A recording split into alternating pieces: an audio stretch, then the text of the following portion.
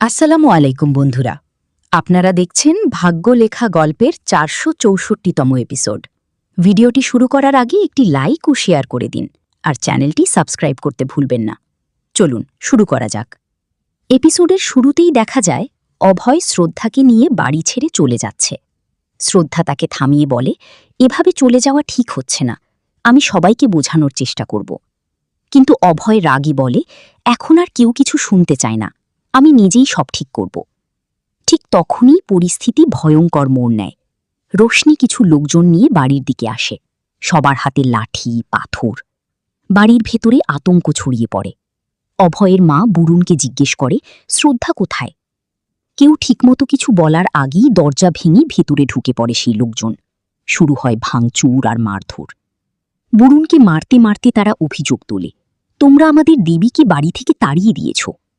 ঠিক সেই সময় অভয় ও শ্রদ্ধা সেখানে পৌঁছে যায়, কিন্তু তাদের ওপরও আক্রমণ করা হয়। শ্রদ্ধাও আঘাত পায়। অভয় রাগে ফেটে পড়ে, আমার শ্রদ্ধাকে আঘাত করেছ, আমি কাউকে ছাড়ব না।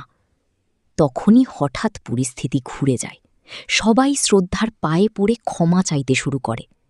বরুণ বোঝানোর চেষ্টা করে, অন্ধবিশ্বাসে এতটা ডুবে যেও না যে নিজের মানুষকেই আঘাত করো।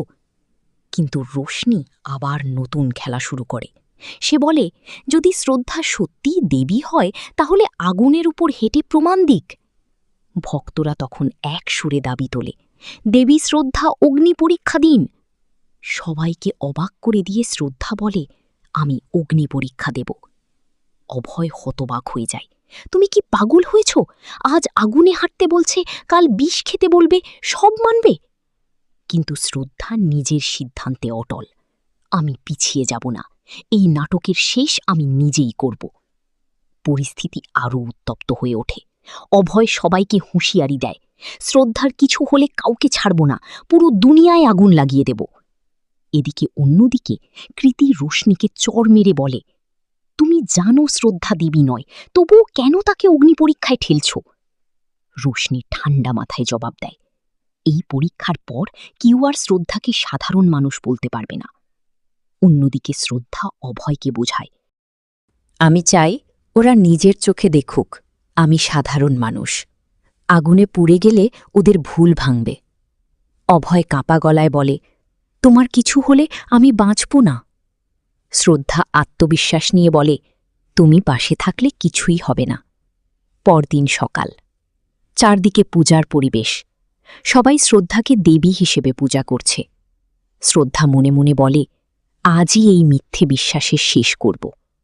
ঠিক তখনই রোশনি চুপিসারে এক ভয়ঙ্কর চাল চালায়। সে গোপনে শ্রদ্ধার পায়ে এক ধরনের কেমিক্যাল লাগিয়ে দেয়। মনে মনে বলে, আজ যা হবে সেটা কেউ কল্পনাও করতে পারবে না। অন্যদিকে কৃতি শ্রদ্ধাকে সাজিয়ে দিচ্ছে, একে একে সব গয়না পরিয়ে দিচ্ছে। সবকিছু যেন বড় এক ঝড়ের আগে নিস্তব্ধতা। অগ্নি পরীক্ষার আগে এই টান টান উত্তেজনার মধ্যেই শেষ হয়ে যায় আজকের পর্ব।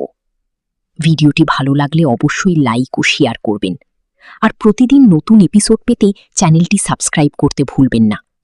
পরবর্তী পর্বে কী হতে চলেছে জানতে আমাদের সাথেই থাকুন। ধন্যবাদ।